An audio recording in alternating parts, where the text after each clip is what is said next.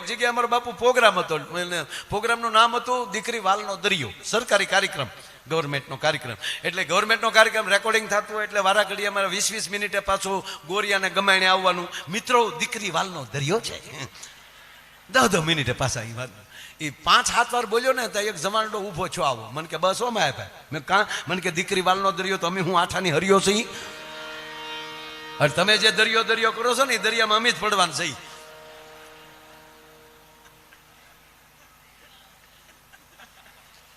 એટલે આ દીકરી ટૂંકમાં હારે જાતી હતી. મૂળ વાત ઉપર આવો સાહેબ, કારણ કે ઓલામાંથી બહાર નીકળવા પાછું ઘણો પ્રયાસ કરવો પડે બાપુ. એટલે એ દીકરી હારે જાતી હતી અને ઊભો વાહડો હાવ.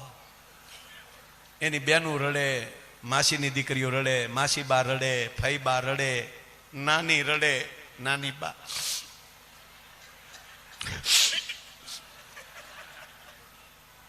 આ મૂળ મુદ્દો રડે નહીં હો. એ વરરાજાનું બાવડું પકડીને હાલ્યો જાય હમણાં વાહડો.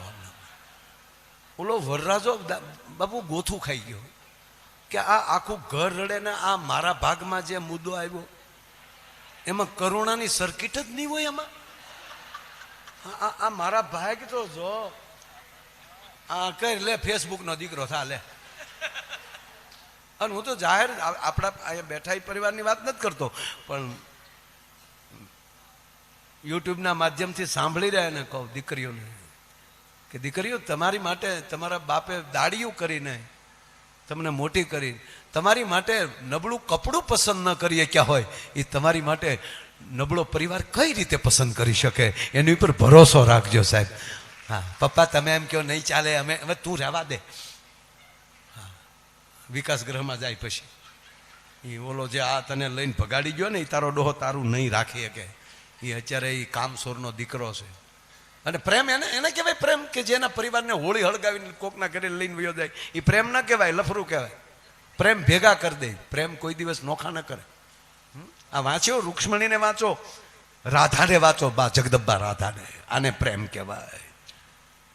ઓધવે જઈને 116 વર્ષના રાધાજી હતા, 126 વર્ષના. અને ન્યા જઈને કે 126 વર્ષના હોય તો યુવાન દેખાય, થોડે હણગાર સજીને આટા મારતા હતા ને એમાં ઓધમે કીધું કે રાધા કાં? કે નારાયણ નીકળી ગયો છે. હે કે નારાયણ નીકળી ગયા છે. કે ગાંડો થામા તો 100 વર્ષ પહેલા વિયો ગયો. છે એ જગત છોડીને જઈ શકે, રાધાનું હૃદય છોડીને ન જઈ શકે. મારા હૃદયમાંથી વિયો જાય તો એને મરદ કહું. સુરદાસજીને કીધું ને, સુરદાસજીએ ઠપકો દીધો. સુરદાસજી રાતના ભજન કરી અને નીકળ્યા, અને એ તો પ્રજ્ઞાચક્ષુ હતા, સુરદાસ હતા, અને રસ્તો ભૂલ્યા અને આડો કુવા આવ્યો. અને ભગવાન કૃષ્ણને થયું કે આગળ મારો ભગત કુવામાં પડશે. બાળકનું રૂપ ધારણ કરીને ભગવાન કૃષ્ણ કીધું બાબા યહાં સે ચલીએ, બાબા યહાં સે ચલીએ. હવે જેનું ભજન કરતા હોય એ સ્પર્શ કરે એટલે વાઇબ્રેશન તો આવે ને, સાબાશ આજ કઈક નોખો છે આ. એટલે સુરદાસને થયું કે બીજો કોઈ નથી રાહ સીનનારો. વાતવે ચડાવી અને બાવડું પકડવા જ્યાં જાય સુરદાસ ત્યાં છટકી ગયો. સુરદાસજીની બાપુ હાલત થઈ, ગોપાલ ગોવિંદ એ લાલા कहां चले गए तुम? પછી પદ લખે છે, ऐसा करना था तुझे तो सुन ले मेरी पुकार कि बाई सुरा कर जात हो निर्बल जान के मोहे. મને સુરદાસ સમજીને તું મારું બાવડું મુકાવીને વહી ગયો. બાઈ સુરા કર જાત હો નિર્મલ જાન કે મોહે, હૃદય ચુરા કે જા તો મરદ બખાનું તો હે. મારા હૃદય માલી નીકળી જા તો મરદ કહું. આનું નામ પ્રેમ કહેવાય. અને પાછું આ છોકરા તમને એમ લાગે કે આ મોબાઈલ આવ્યા પછી ત્યાં મેસેજ, ના ના, મોબાઈલ નહોતા તે ત્યાં બુઢિયા કે જેમ તેમ નહોતા, એ શીઠિયું તો લખતા જ તે.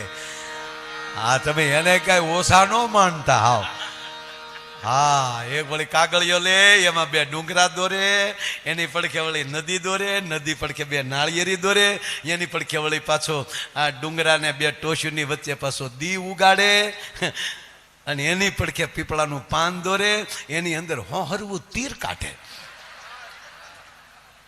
આ દાંત કાઢે એ ઓછા નથી. આ જેને અનુભવ કર્યા એ મરક મરક દાંત કાઢે છે. અને તીરની અણીએ જેને મોકલવું એનું નામ લખે, અને વાહે તીરની વાહે ભાઈનું નામ લખે. અને વળી પાછા શરૂઆત કરે ચિઠ્ઠીની, પ્રિય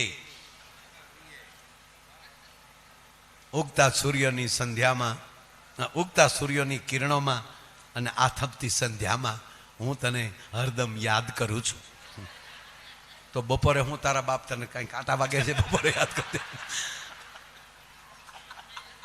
એક જણાનો બાપુ ગધેડો ખોવાઈ ગયેલો, બિચારો ગધેડો ગોતવા સરાણમાં ગયો તો ત્યાં મોટો વડલો હતો. તે વડલાની માથે ટગલી ડાળે ચડી અને બિચારો હંધી કોરામાં નજર ફેરવતો હતો કે ક્યાંય ગધેડો દેખાય, જોતો હતો. એમાં આવું એક કપલ આવી અને વડલાને થળિયા આડું બેસી ગયું. એને ખબર નહીં કોલો ભાઈ ઉપર,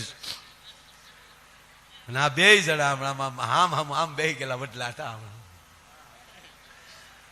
વળી વળી કે શું કરો છો પ્રિય, તારી આંખોમાં મને આખી જગત દેખાય છે. તા ઓલો ઉપર સાંભળી ગયો કે ઓહો હું ખોટો વડલે સીડ્યો.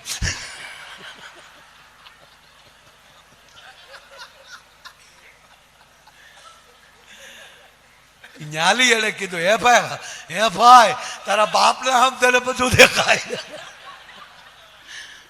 તો જોને ત્યાં ઊંડી નજર કરીને મારો ગધેડો દેખાતો હોય તો.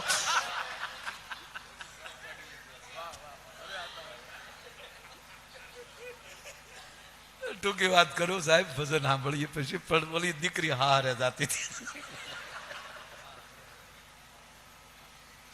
જરાય રોવે નહીં. આખો પરિવાર રાડ્યું નાખ્યો. ના વળી બાવડું પકડેલા, ગાડીએ પગી ગયા, ગાડીનો દરવાજો ખોલી ગયો. પણ વરરાજાને બિચારાને છોકરા આ મુદ્દો